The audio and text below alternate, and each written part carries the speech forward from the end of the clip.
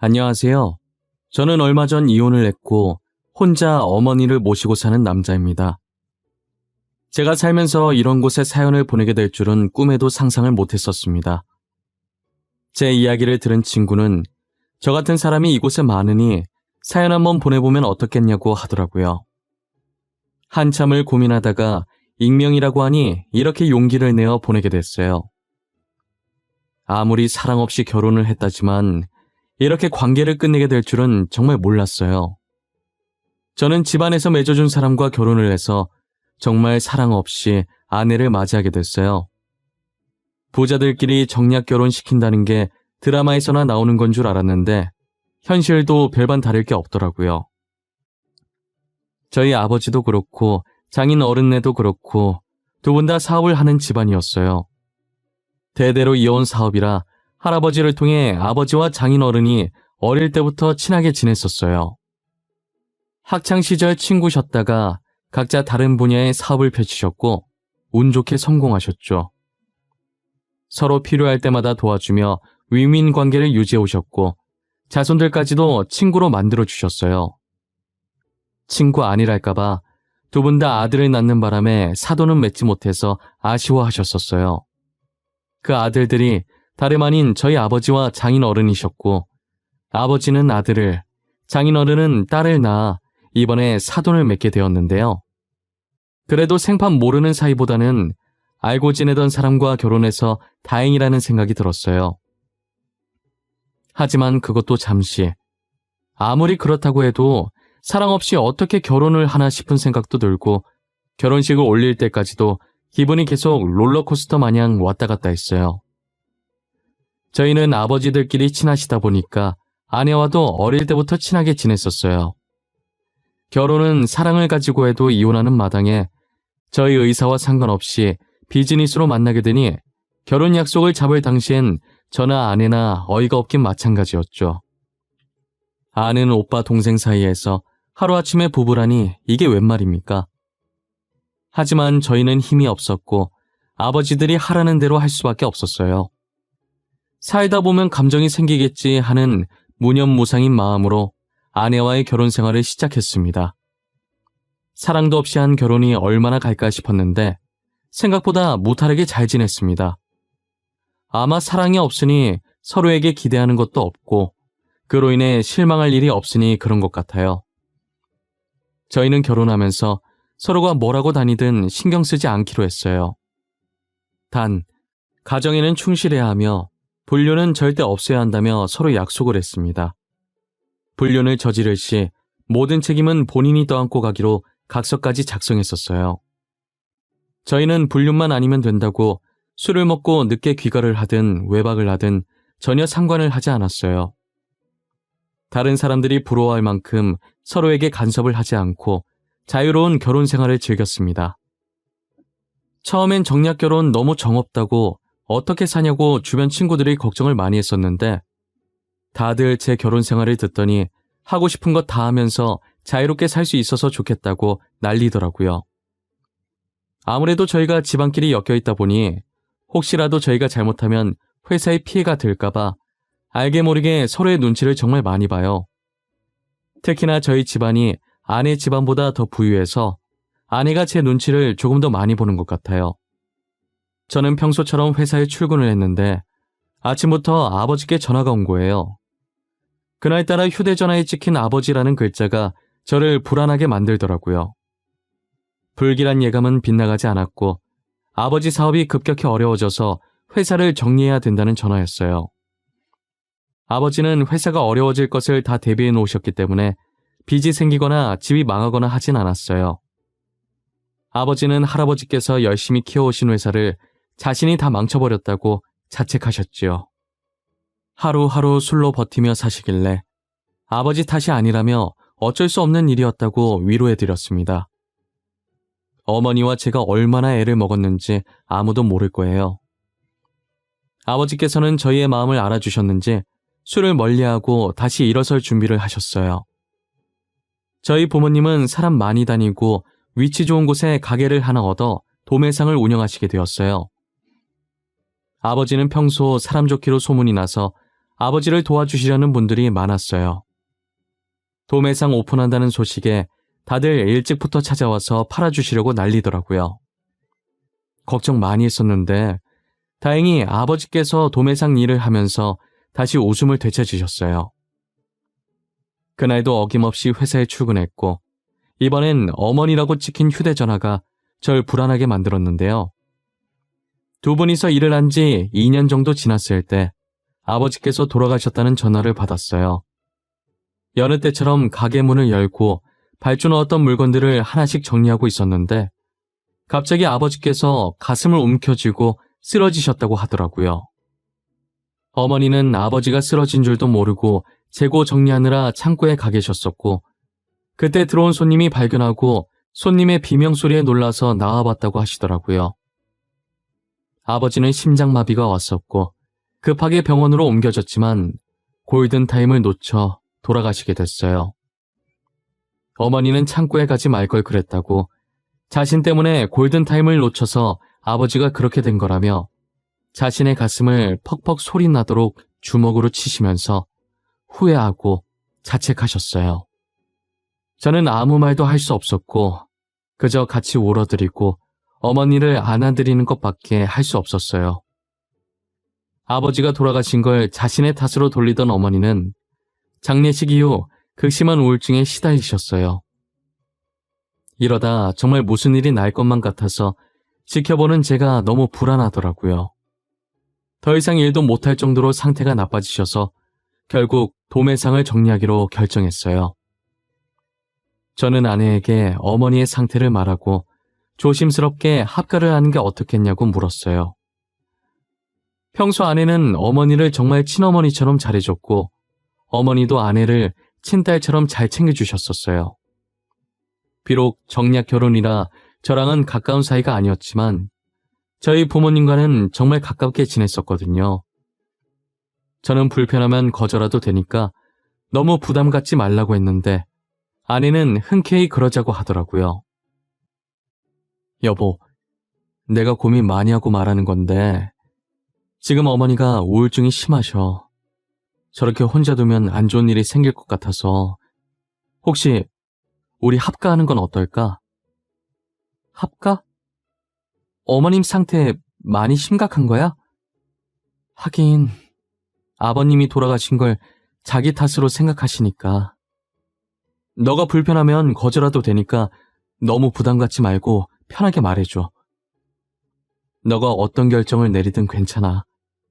생각할 시간을 좀 줄까? 에이, 그럴 필요 없어.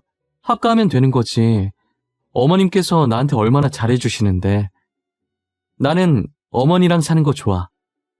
우울증 걸리면 혼자 두는 거 아니야. 합가하자, 우리. 마냥 철부지 부잣집 딸인 줄 알았던 아내가 그날 처음으로 달라 보였어요. 솔직히 요즘 며느리들 중에 어느 누가 시어머니를 모시고 살고 싶겠어요?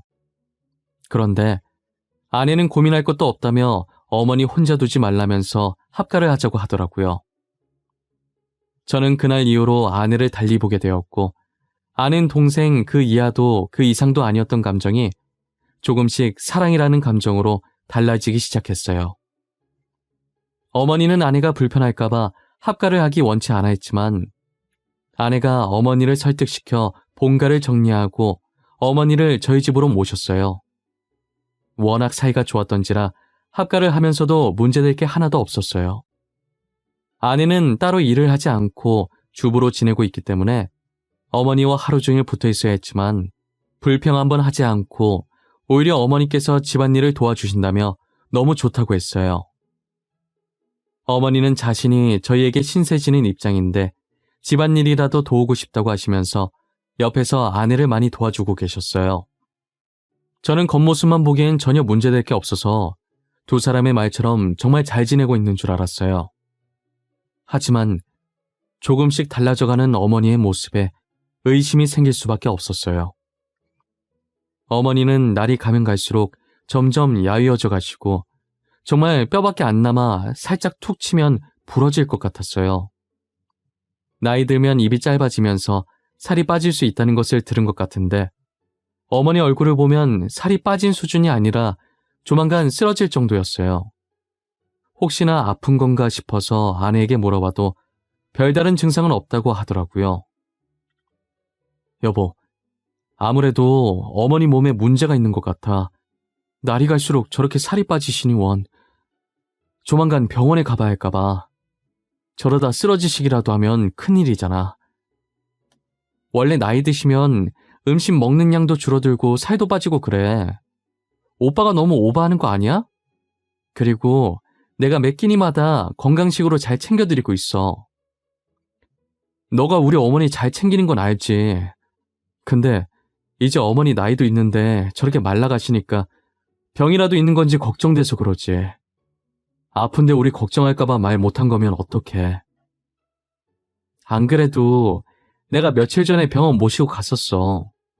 아무 문제 없다고 했어. 괜찮아. 너무 걱정하지 마. 살이 빠졌다가도 다시 찌는 거잖아. 조금 있으면 다시 돌아오실 거야. 아내는 정말 태연하게 아무 일 없을 거라고 자신이 병원에 모시고 갔었다고 하더라고요. 저는 평소 아내가 워낙 어머니를 잘 챙겨줘서 아무 의심을 하지 않았었는데 그게 화근이었죠. 결국 어머니는 다시 살이 찔 기미가 보이지 않았고 저는 아내 몰래 어머니를 모시고 병원에 갔어요. 몸 구석구석 전부 검사를 마쳤고 얼마 지나지 않아 검사 결과가 나왔는데 딱히 병 같은 게 발견되진 않았고 다만 단순 영양실조가 의심이 된다고 하더라고요. 의사가 평소에 어머니께서 음식을 잘 못 드시냐고 물어보셔서 잘 드신다고 했거든요. 양을 적게 먹을 뿐이지 고루고루 잘 드신다고 아내한테 들었단 말이에요. 의사는 제 말을 듣더니 그럼 이런 수치가 나올 수가 없는데 라고 하시면서 고개를 갸웃거리시더라고요. 저는 찝찝한 마음을 품은 채 어머니와 함께 집으로 돌아왔어요. 분명 아내가 밥을 잘 챙겨주는 것 같았는데 왜 영양실조에 걸리셨는지 도무지 이해가 안 되더라고요. 아내에게 어머니 검사 결과를 말하니 아내도 무슨 영문인지 모르겠다고 하고요. 원인을 알 수 없으니 저는 어머니의 식단에 조금 더 신경을 쓰고 비타민이라든지 어머니 나이대에 필요한 약들도 사서 먹이기로 했어요. 어머니는 의사의 말처럼 큰 병이 아니었는지 다행히 얼마 지나지 않아 다시 살이 찌기 시작했어요. 약을 안 먹어서 그랬나 싶은 마음에 약을 빼놓지 않고 먹였고 다 떨어질 때쯤 계속 사다 넣었어요. 그러다 어느 날부터 어머니께서 아내의 눈치를 살피고 아내에게 존댓말을 하기 시작하더라고요. 어머님, 오늘 오빠 쉬는 날이라 오빠가 집에 있을 거예요. 저는 잠시 친구 만나러 나갈 거라 혹시 필요한 거 있으면 연락 주세요. 필요한 거 없어요. 조심히 갔다 오세요. 혹시 언제쯤 집에 들어올 예정이에요? 저도 잘 모르겠어요. 일찍 올 수도 있고 늦을 수도 있고 그런 거죠. 저녁은 먹고 들어올 것 같네요. 오빠랑 저녁 같이 드세요. 간만에 부자지간 오붓한 시간 보내시고요. 뭐예요? 어머니, 갑자기 왜 지영이한테 존댓말 쓰세요? 존댓말 쓰는 거 진짜 이상해요. 그냥 원래 하던 대로 하세요. 오빠, 내가 어머님한테 그러자고 했어. 존댓말을 써야 서로 존중해주고 뭐 그런다더라? 아무튼 이런저런 이유로 이제부터 서로 존댓말 쓰기로 했어. 나 갔다 올게. 어머님 잘 모시고 있어. 아내는 서로 존중해주기 위해 존댓말을 쓰기로 했다는데 옆에서 듣는 제 입장은 다르게 느껴졌어요. 게다가 아내의 장단을 맞춰주겠다고 같이 존댓말을 해주는 어머니가 이상하게 느껴지더라고요. 그렇게 아내는 친구를 만나러 떠났고 저는 어머니가 저러다 말겠지 하고 고개를 좌우로 저었어요. 당시에 저는 아무것도 몰랐고 정말 어리석게 아내의 말이 다 맞는 줄 알았어요. 어머니는 아내가 나간 것을 확인하고 주방으로 가서 냉장고를 열더니 음식을 미친 듯이 먹더라고요. 못 먹고 죽은 귀신이라도 붙은 사람처럼 손으로 반찬을 마구 집어먹는데 너무 당황스러웠어요. 어머니, 왜 그러세요? 아휴, 어머니 조금만 비켜보세요. 음식을 그렇게 손으로 드시면 어떡해요? 배고프신 거예요? 조금만 비켜주시면 제가 밥 차려 드릴게요. 어머니! 어머니! 빨리 먹어야 돼. 오기 전에 먹어야 돼. 먹을 수 있을 때 먹어놔야 돼. 나 살고 싶어. 아직은 죽고 싶지 않아. 이렇게라도 살아야 돼. 어머니, 지금 뭐라고 중얼거리시는 거예요? 잠시만요, 어머니, 제발. 힘이 왜 이렇게 센 거야? 어머니, 제가 밥 차려준다니까요? 조금만 나와봐요, 네? 저는 냉장고 안으로 들어갈 기세인 어머니를 떼어놓느라 힘들었어요. 어머니는 냉장고에서 떨어지고 잠시 정신이 나갔다가 돌아온 사람 마냥 흔들리는 눈으로 음식이 묻어있는 자신의 손과 저를 번갈아 보시는 거예요. 그러더니 우왕좌왕하면서 본인 방으로 들어가 버리시더라고요. 저는 어머니 손에 묻은 음식을 닦아주려고 물티슈를 들고 어머니 방으로 들어갔어요. 어머니는 여전히 불안한 눈으로 저를 보고 계셨고 저는 말없이 어머니 손을 닦아드렸어요. 혹시 배고프셨냐고 제가 밥 차려 드릴까요? 하고 물었더니 고개를 가로저으시더라고요. 어머니는 미안하다는 한마디만 남긴 채 떨리는 손으로 이불을 덮으시더니 벽 쪽으로 돌아 누우셨어요. 어머니가 아내의 눈치를 보는 것도 그렇고 갑자기 존댓말 쓰기로 한 것도 이상하고 그리고 냉장고에 있는 음식을 손으로 집어먹는 것까지 모든 행동들이 다 이상해 보이기 시작했어요. 저는 분명 제가 모르는 사이에 두 사람에게 무슨 일이 있었을 거라는 걸 직감했어요. 점점 이상해지는 어머니의 행동에 저는 몰래 방 안 곳곳에 조그만 홈캠을 달아놨습니다. 일주일을 보내고 주말에 아내가 잘 때 몰래 메모리칩과 노트북을 챙겨서 차 안에서 영상을 확인했어요. 무슨 영상이 담겨 있을지 모른다는 생각에 손이 떨리고 재생 버튼을 누르기가 쉽지 않더라고요. 심호흡을 몇 번이나 하고 어느 정도 마음이 진정되었을 때 재생 버튼을 눌러봤어요. 저는 영상을 보는 순간 어머니와 아내의 모습에 너무 놀라서 소리도 안 나오고 입을 손으로 틀어막았어요. 영상 속 아내는 제가 한 번도 보지 못했던 모습을 하고 있었어요. 다른 사람이라고 해도 믿을 정도로 평소 모습과는 정반대의 모습이었어요. 아내는 제가 출근하는 것을 배웅해준 후 문이 닫히는 걸 확인하고 곧장 거실 소파에 들어누웠어요. 그러더니 발가락으로 대충 빨래나 청소기를 가리키면서 어머니를 부려먹고 있더라고요. 저기 아줌마, 몸이 왜 이렇게 굼떠요? 빨리빨리 못해요? 저기 빨래도 그대로고 청소는 제대로 하는 거 맞아? 여기에 먼지가 왜 있어? 죄송합니다. 제가 빨리 청소하고 빨래도 해놓을게요. 원래 어제 다 해놓으려고 했었는데 나도 몸이 좀 안 좋아서. 나도는 반말이죠. 저도라고 해야지. 아직도 존댓말이 입에 안 붙어서 어떡하나? 제가 존댓말 안 쓰면 어떻게 한다고 했죠? 빨리 방에서 들고 나오세요. 아내가 거실에 앉아 있었고 어머니는 옷방으로 들어가더니 효자손을 들고 오더라고요. 효자손을 건네받은 아내는 왜 이렇게 청소가 안 되어 있냐며 크게 소리를 지르더니 먼지가 조금이라도 쌓인 부분을 가리키며 치우라고 지적질하고 있었어요. 그렇게 1시간 동안 어머니를 마치 가정부처럼 명령을 하고 있더군요. 아내가 효자손을 들고 휘두를 때마다 어머니가 움찔움찔 거리시는 게 보였습니다. 너무나도 충격적인 모습에 할 말을 잃어가던 차에 더 충격적인 것을 알게 되었습니다. 어머니를 노예처럼 부려먹는 것도 모자라 집안에 남자까지 끌어들인 거예요. 남자가 먹을 밥을 어머니께 차려달라고 하질 않나, 어머니를 가정부라고 말하질 않나, 게다가 일주일 동안 남자가 3번이나 바뀌어 있었어요. 어머니는 익숙한 듯 아내가 시키는 일을 군말 없이 다 하더라고요. 아줌마, 밥이 이게 뭐예요? 누구 먹으라고 내놓은 거냐고요? 우리 자기 지금 배고프다는데 겨우 이 정도로 배가 차겠어요? 얼른 다시 차리세요. 이제 더 놓을 자리도 없는데 뭘 더 차리라는 말씀이세요? 반찬을 바닥에 놓을 수는 없잖아요. 그냥 이렇게 드시면 안 될까요? 오늘따라 왜 이렇게 말이 많아? 내가 그렇게 따박따박 말대꾸해도 된다고 그랬어요?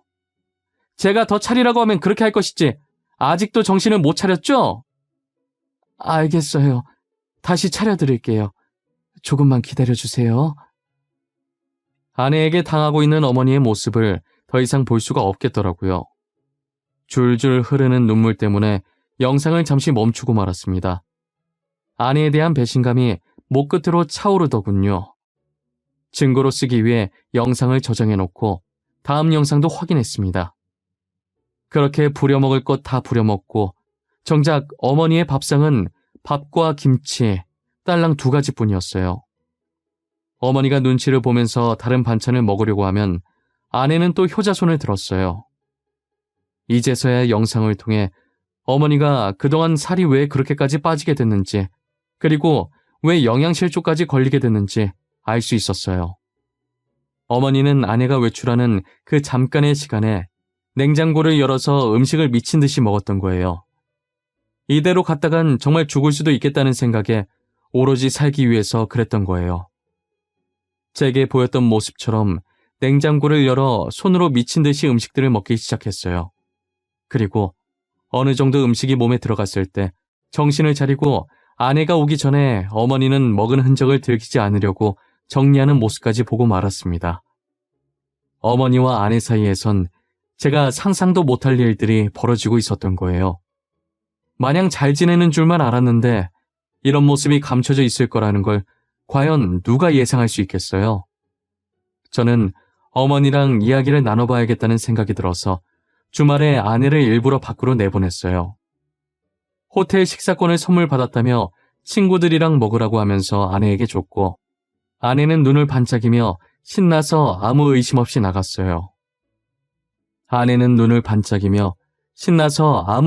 나갔어요.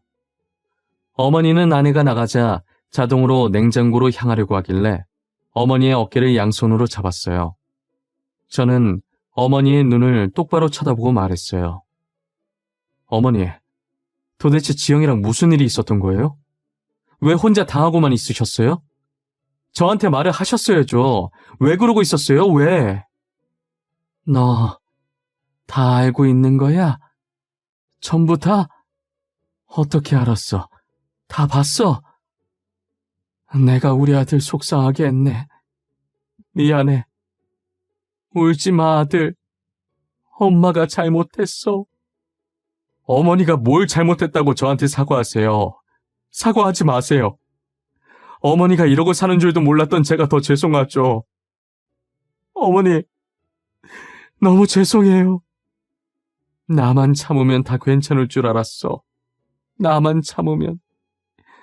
너가 아무것도 모르면 속상해하지도 않을 거고 이혼도 안 할 거니까. 어머니는 아내에게 협박 아닌 협박을 당하고 계셨습니다.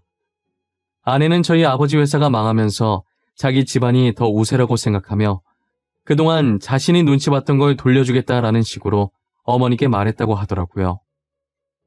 어머니가 자신에게 하는 행동에 따라 제가 이혼을 당할 수도 있다고 하면서 아들 이혼하는 꼴 보고 싶지 않으면 잘 하라고 했다고 합니다. 제가 아버지 사업하실 때 아내 보고 눈치 보라고 한 적도 없고 눈치 보게끔 행동한 적도 없는데 혼자서 눈치 봐놓고 괜히 어머니한테 화풀이 하는 게 너무 화가 났어요. 아내를 어떻게 해야 할까 고민하고 있던 와중에 장인어른 얼굴이 머릿속에 지나가더라고요. 장인어른은 가족보다 자신의 명예와 기업 이미지를 더 중요시 여기는 분이시기 때문에 아내가 허튼 짓을 하는 걸 엄청 싫어했어요. 조금이라도 자신의 명예에 그리고 기업에 해가 되는 짓을 한다면 누구든 바로 내치실 분이셨죠. 저는 아내의 만행이 담겨있는 이 영상을 장인어른에게 보여드려야겠다는 생각이 들었고 곧바로 노트북에 있던 영상을 휴대폰으로 옮겼어요. 그리고 정말 오랜만에 장인어른과의 식사 자리를 마련했어요. 아내는 곧 자신에게 무슨 일이 벌어질지도 모른 채 제 옆에서 마냥 좋아했어요. 콧소리를 내며 제 팔짱을 끼는데 역겨워서 당장이라도 아내 얼굴에 침을 뱉고 싶은 심정이었어요. 복수를 제대로 하기 위해 꾹꾹 참으며 장인어른 앞에서 표정 관리를 했습니다. 미리 시켜놨던 음식이 시간 맞춰 나왔고 아내와 장인어른은 맛있게 먹기 시작했어요. 저는 속으로 이것이 이들의 최후의 만찬이니 많이 먹어두라는 생각을 했어요. 다 먹었는지 두 사람이 입을 닫길래 저는 휴대폰을 들어 영상을 장인어른에게 보냈어요. 장인어른은 휴대폰 알림 소리에 화면을 보는데 제 이름이 떠있자 뭐냐고 하시는 거예요. 그래서 깜짝 선물이라고 한번 확인해 보라고 하니 활짝 웃으면서 영상을 확인해 보시더라고요. 조용한 룸에 영상 속 아내의 목소리가 흘러나왔고 장인어른과 아내는 동시에 표정이 굳어졌어요. 장인어른의 얼굴은 시뻘개졌고 아내의 얼굴은 새하얗게 질려 있었어요.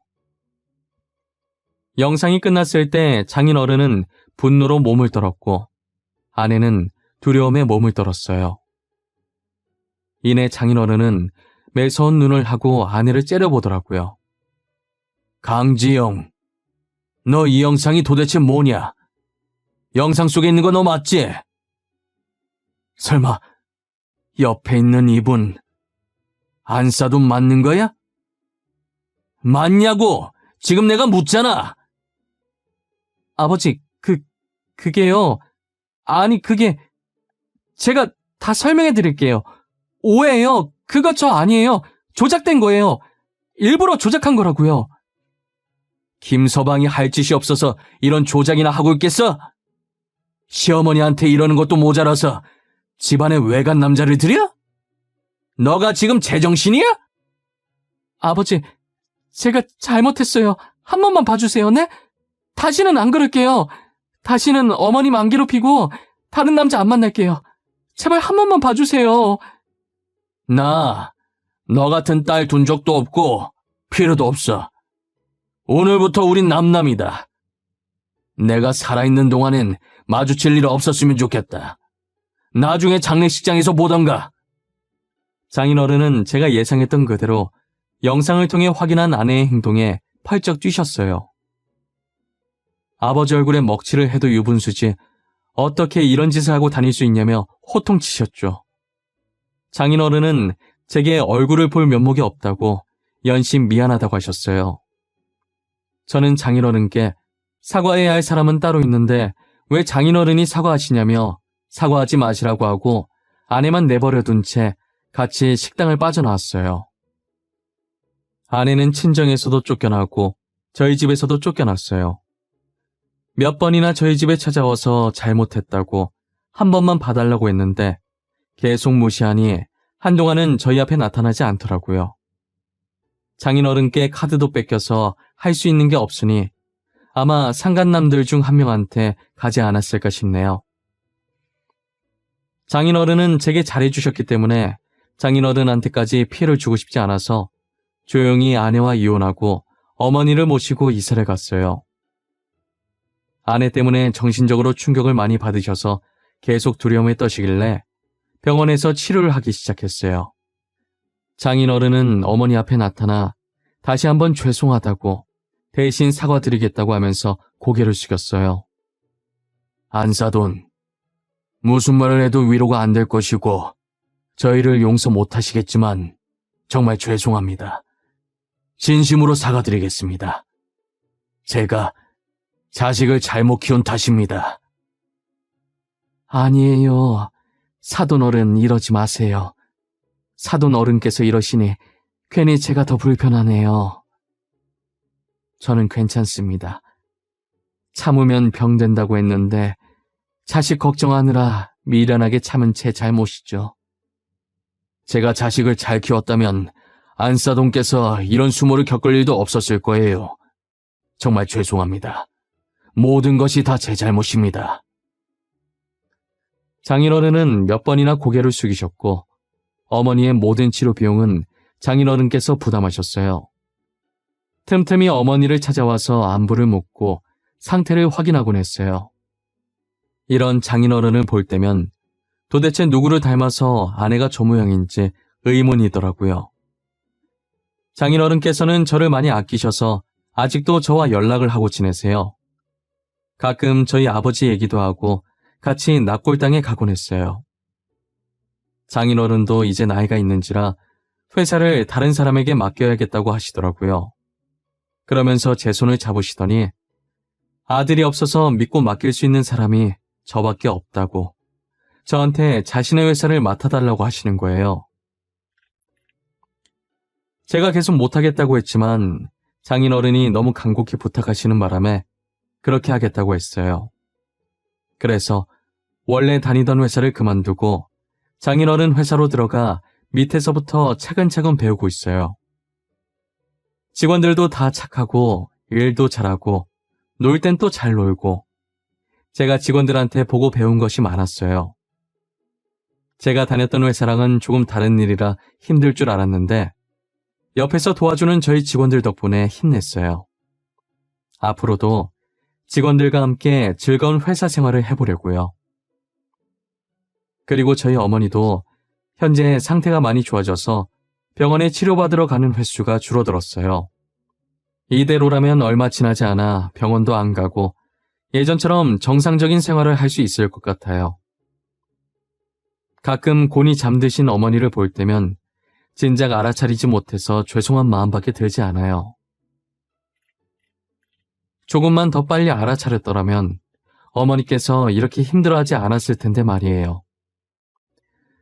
저는 앞으로 이런 일이 2번 다시는 일어나지 않도록 어머니를 잘 모시며 살려고 합니다. 여러분들도 아픔 없이 행복한 하루하루를 살아갔으면 좋겠네요.